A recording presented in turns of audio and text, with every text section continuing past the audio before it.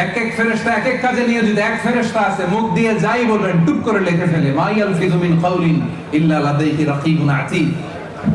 আরেক ফেরেশতা আছে মায়ের পেটে আসলেই ইনফাখু ফীহির রূহ, আল্লাহর আদেশে ফুৎকার দিয়ে যায়, তখন সিস্টোলিক ডায়াস্টোলিক অলিন্দ নিলয় শুরু হয়, আপনার হার্টবিট কাজ করতে শুরু করে, আপনি একটা ফুল ফর্ম বেবি হতে শুরু করেন। পড়েন সুবহানাল্লাহ। আবার কিছু ফেরেশতা আছে কিরামান কাতিবিন, দুই কাঁধে বসে থাকে, ইয়ালামুনা মা তাফআলুন, আপনি যা করেন সব আমলনামায় লিখে ফেলে, ঠিক কি না? কিছু ফেরেশতা আছে দিনরাত শুধু বিশ্বনবীর উপর দুরূদ পাঠায়, ও মালাইকাতুহু ইউসাল্লুনা আলা নবী, নবীর প্রতি শুধু দুরূদ পাঠায়।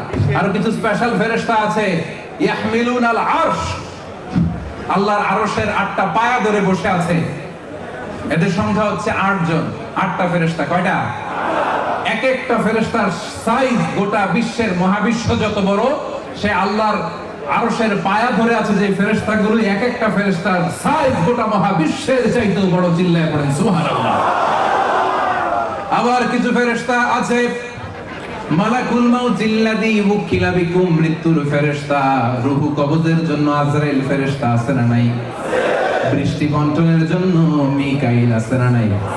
নবীদের কাছে ওহী পাঠানোর জন্য জিবরাইল আছে না নাই?